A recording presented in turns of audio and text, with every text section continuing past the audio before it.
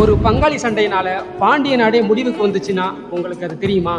ஆமாங்க, மதுரையை ஆட்சி செய்து வந்த மாரவர்மன் குலசேகர பாண்டியனின் இறப்பிற்கு பின்னாடி அவரது மகன்களான வீரபாண்டியன், சுந்தரபாண்டியன் இடையிலான அதிகார போட்டி பாண்டிய பேரரசையே முழுமையாக அளித்தது. பாண்டிய பேரரசை யார் ஆள வேண்டும் என்று போட்டி வந்தபோது டெல்லியை ஆட்சி செய்து வந்த அலாவுதீன் கில்ஜியிடம் சுந்தர பாண்டியன் சென்று மதுரையை கைப்பற்றி தன்னை அரசராக வேண்டும் என அலாவுதீன் கில்ஜியிடம் முறையிட்டான். இதை தன் வாய்ப்பாக கருதி கொண்டு அலாவுதீன் கில்ஜி தன் தளபதியான மாலிகாபூரை தென்னிந்தியா மீது படையெடுக்க சொன்னார். மதுரையை முழுவதுமாக கைப்பற்றிய மாலிகாபூர் அங்கு ஒரு தனி முஸ்லிம் சாம்ராஜ்யத்தையே உருவாக்கி வைத்துவிட்டு சென்றான். இதன் பின் வலிமை இழந்த பாண்டிய பேரரசு குறுநில மன்னர்களாக வாழத் தொடங்கினர்.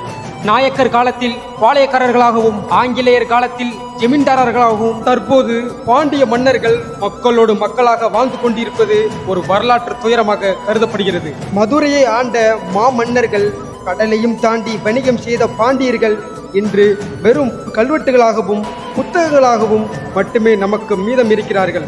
அவர்கள் விட்டு சென்ற பெருமை மிக்க அடையாளங்களை நாம் அடுத்த தலைமுறைக்கு கொண்டு சேர்ப்பதே அவர்களுக்கு நாம் செய்யும் உண்மையான மரியாதை. இந்த வீடியோ உங்களுக்கு பிடித்திருந்தால் உங்கள் கருத்துக்களை கமெண்டில் சொல்லுங்கள். இது போன்ற வரலாறுகளை துப்பறிய தமிழ் துப்பறிவாளன் சேனலுக்கு சப்ஸ்கிரைப் பண்ணிடுங்க.